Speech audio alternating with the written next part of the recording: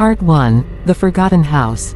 Ellen had never been one to believe in ghost stories, but when she moved to the small town of Westbrook for college, she quickly learned there were rumors about a place just outside of town.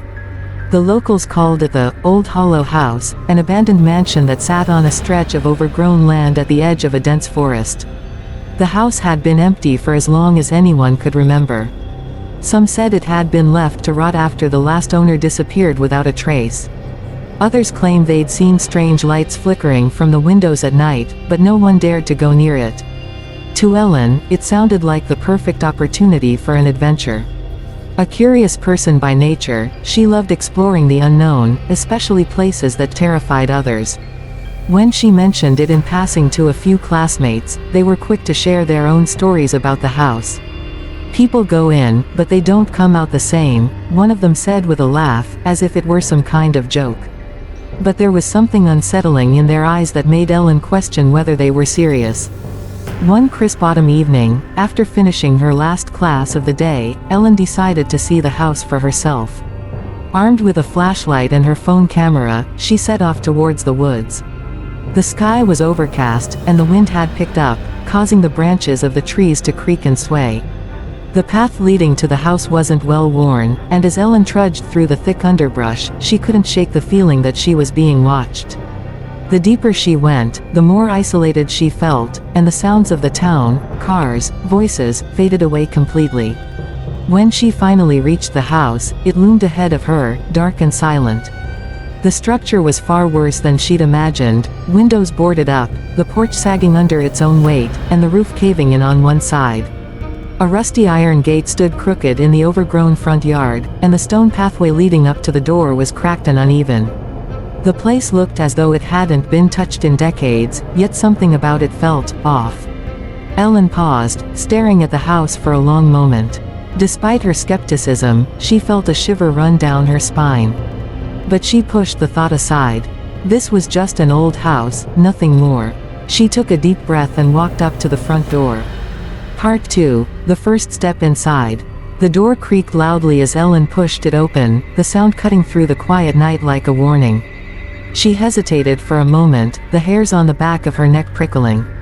The air inside was stale, thick with the scent of damp wood and mildew. It reminded her of an old basement, musty and forgotten. She shined her flashlight around, revealing a dusty foyer with peeling wallpaper and an abandoned chandelier hanging crookedly from the ceiling. Ellen's heart beat faster, but she told herself it was just nerves. The house was old, and old houses smelled bad. She could almost hear the voice of her roommate, Sarah, in her head. "It's just a creepy house, Ellen, nothing supernatural." But as she stepped inside, the air seemed to grow heavier, as though the house itself was pressing in on her. She walked cautiously through the hall, her footsteps echoing on the wooden floor. The house felt unnaturally still, like a place frozen in time. The walls were lined with pictures, but most of them had long since faded or been knocked askew. Ellen paused in front of one portrait, an older woman in a dark dress, her eyes narrow and intense. The painting was so lifelike it almost felt as though the woman could step right out of the frame. Ellen swallowed, feeling a strange unease settle in her stomach. Pushing the thought aside, she moved deeper into the house, flashlight beam sweeping over broken furniture and empty rooms. The wallpaper in some rooms had peeled off entirely, leaving raw plaster exposed. In one room, an overturned chair lay on the floor, as if someone had left in a hurry. Ellen snapped a few pictures on her phone, documenting the scene for her friends back at school. She wasn't sure why she felt the need to do that, but something about the place made her feel like she was trespassing in a world that wasn't quite hers. Then, she heard it, an almost imperceptible sound, like the faintest of whispers. It came from upstairs. Ellen froze, her breath caught in her chest. It could have been the house settling, the wind pushing through the cracked walls, or perhaps just her imagination. But as she stood there, listening, she was sure there was something else. Something that didn't belong. "Hello," she called out, her voice sounding too loud in the heavy silence. No answer. She took a deep breath and, against her better judgment, started toward the stairs. Part 3. The Voice. Ellen hesitated at the bottom of the staircase. The whispering sound had stopped, but the air upstairs felt heavier, charged with something she couldn't quite place. The house was eerily quiet now, except for the occasional creak of the old floorboards. She told herself it was just the house settling, the wind creeping in through the cracks. Still, the sensation of being watched lingered at the back of her mind. She stepped onto the first stair, the wood groaning under her weight, and felt a strange shiver run through her. The stairs were steep, narrow, and covered in dust, and with each step, the air seemed to grow colder. She tried to brush off the discomfort, convincing herself it was just the chill of the old house. But as she reached the top of the stairs, the feeling that something was off became harder to ignore. The hallway upstairs was long and dimly lit by the flashlight, its shadows stretching out unnaturally. The doors to several rooms were ajar, revealing only dark, empty spaces. Ellen's feet moved on their own, leading her down the hall, drawn toward the farthest room at the end. She wasn't sure why she was so determined to explore. There was nothing obviously out of place, but something about this part of the house felt different. It felt watched. That's when she heard it again. Ellen. The whisper was so soft, almost imperceptible, that she thought she had imagined it. She stopped dead in her tracks, straining to listen. Her heart skipped a beat. The voice had been unmistakable, distinct, but just loud enough to send a chill down her spine. It had come from the room at the end of the hall. Swallowing her fear, Ellen took a hesitant step forward. "Hello," she called out, her voice shaky. She tried to steady her breath, but it felt like the air was growing heavier, suffocating her. No answer. She pushed the door open, the old wood creaking in protest. Inside, the room was sparse. Dust motes danced in the pale beam of her flashlight. A bed, long unused, sat against one wall, and a small dresser stood by the window. There was nothing remarkable about the room, except for the unsettling sense of stillness that filled it. Ellen turned to leave, but that's when the voice came again, louder this time, closer. Ellen. It wasn't just a whisper now. It was clearer, almost demanding. She felt her blood run cold as she turned around, her eyes scanning the room frantically, but there was no one there. Her breath quickened as the temperature seemed to drop, and she realized the room wasn't silent anymore. There was another sound now, scratching, faint but deliberate, coming from somewhere inside the walls. Part 4, The Attic. Ellen's heart raced as she stepped back from the door, the scratching sound from behind the walls still echoing in her ears. She felt lightheaded, her hands trembling as she tried to steady the flashlight. The voice, the whisper that had called her name, still lingered in her mind, unsettling her. She looked back down the hallway, her eyes darting from one dark doorway to another. The whole house seemed to be holding its breath, and she couldn't shake the feeling that something was waiting for her. There was a staircase at the end of the hallway, just past the door she had opened. It led up to the attic. The steps were old and worn, the wood creaking loudly under each step she took. She told herself that it was nothing, that it was just an old house settling, just the wind pushing through the cracks. But as she climbed higher, the air grew colder, and the sounds of the house seemed to fade into an eerie silence. The further she went, the more claustrophobic it felt, like the walls were closing in around her. When Ellen reached the top, she paused at the attic door. The handle was cold, and it felt oddly sticky under her fingers, as though something had been left there too long. Taking a deep breath, she turned the handle and pushed the door open. The hinges screamed in protest, making her flinch. The attic was dimly lit by the faint glow of her flashlight, and the air smelled of dust and something faintly musty. The room was cluttered with old furniture, forgotten boxes, and discarded belongings. Ellen stepped inside, her flashlight beam sweeping over the cluttered space. There was nothing remarkable at first glance, just the usual junk left behind in an abandoned house. But then, something caught her eye. In the far corner of the attic was a large, old trunk. It stood alone, covered in dust and cobwebs. What struck Ellen as strange, however, was that the trunk was too clean, too untouched compared to everything else in the room.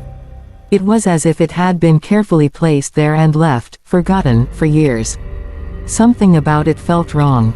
Ellen felt a strange compulsion to move closer. She stepped toward it slowly, almost against her will, her hand outstretched as though drawn by an invisible force. When she reached the trunk, she hesitated for a moment, then crouched down to examine it. The trunk was old, made of wood, with rusted metal clasps. There was no lock, just a faint smell of something musty emanating from within. Her breath caught in her throat when the lid of the trunk creaked open, revealing a collection of strange objects: old, yellowed photographs, a tattered notebook, and something metallic wrapped in cloth. Ellen's fingers trembled as she picked up the notebook, opening it to reveal page after page of scribbled notes, each one more erratic than the last. The final entry, scrawled hastily in ink, read, "Don't open it. The attic is not safe. It never lets you leave." Asterisk. Ellen's pulse quickened. She stood up, suddenly aware of the oppressive stillness in the room. The temperature had dropped even further, and she could swear she heard breathing, slow, deliberate, coming from behind her. Turning quickly, she aimed her flashlight toward the sound, but the attic was empty. Part 5, The Descent. Ellen's hand shook as she dropped the notebook, the words on the last page swimming before her eyes. She turned slowly, her breath quickening as she felt an overwhelming sense of dread settle over her. The attic seemed colder now, and the shadows stretched longer than they should. The flashlight flickered as though it was struggling against something in the air. Her heart pounded in her chest, and for the first time, she felt an undeniable urge to leave. But when she reached for the door to the attic, it wouldn't open. Her hand gripped the knob, but it wouldn't turn. Panic surged through her. She tugged harder, yanking the door again and again, but it was as if the house itself had sealed her inside. Her breath came in ragged gasps, and her pulse was deafening in her ears. She spun around, looking for another way out, but the attic was completely empty, no windows, no escape. A soft thud behind her made her freeze. She turned quickly, her flashlight beam sweeping across the room. There, standing in the far corner, was a figure, tall, pale, and thin, with dark, matted hair hanging in front of its face. Ellen gasped, stepping backward.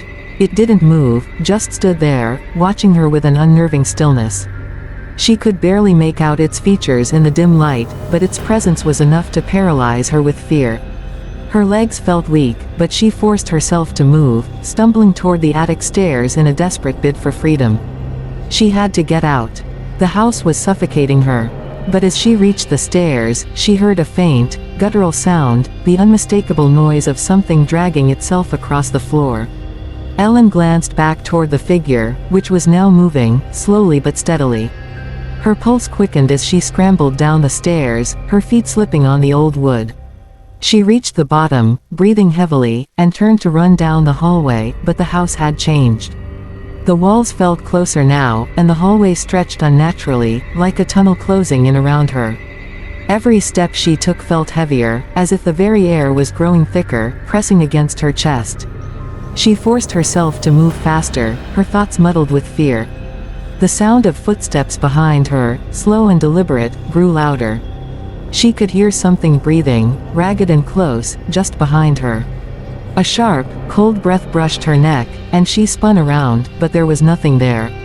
Just the oppressive silence. Suddenly, the floor beneath her feet gave way. Ellen didn't have time to react. The ground cracked, and she plunged into darkness, falling hard into an unknown abyss. The world around her was consumed by blackness, her body crashing against something rough and unforgiving. Her head spun as she lay motionless, gasping for air, trying to make sense of what had just happened. When her vision cleared, Ellen found herself in a narrow, stone corridor. The walls were damp, and the air was thick with the stench of decay. The faintest whisper echoed around her, a voice, her name, calling from the darkness. She tried to stand, but her body felt heavy, as though it were being pulled down by something unseen. Her mind raced with panic, and she knew, deep down, that she wasn't alone. The house had trapped her, and now, there was no way out. Part 6, The Unseen Truth. Ellen's heart hammered in her chest as she stumbled to her feet.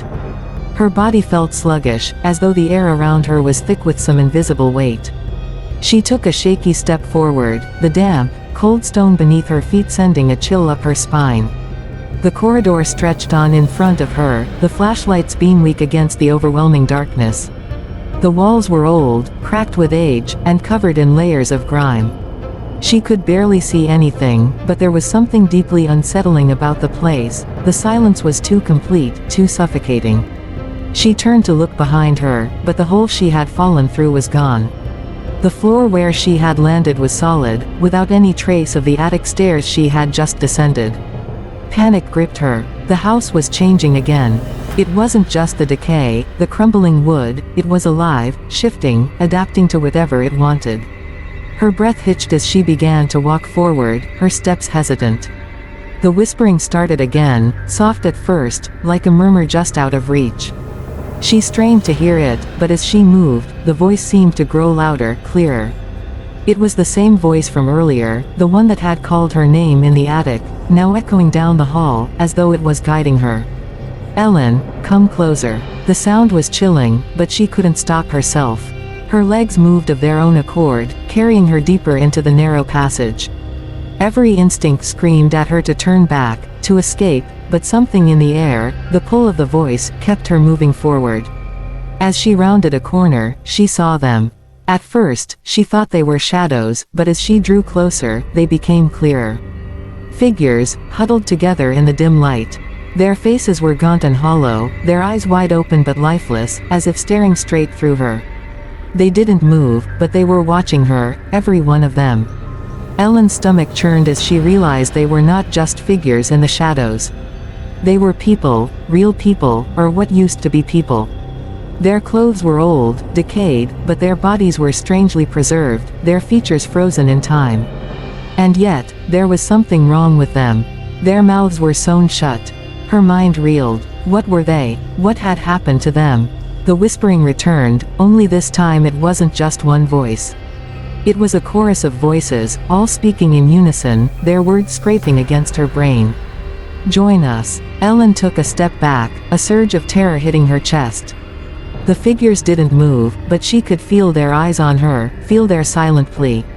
They were trapped, like her. Trapped in this house, this nightmare that seemed to go on forever.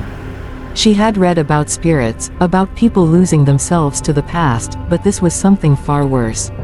She was no longer in control. The house, the figures, the voices, they had all become a part of her. Her breath became shallow as the truth dawned on her. She was never meant to leave. The hollow house had claimed her, just like the others. There was no escape, no way back. Ellen's body froze as the voices called to her again. The figures began to move, slowly, as if waking from a long sleep, their eyes still locked on her. They began to surround her, and she knew then that she, too, would become part of their silent, endless vigil, forever bound to the house. And as the darkness closed in, Ellen finally understood, the house had never been abandoned. It had only been waiting.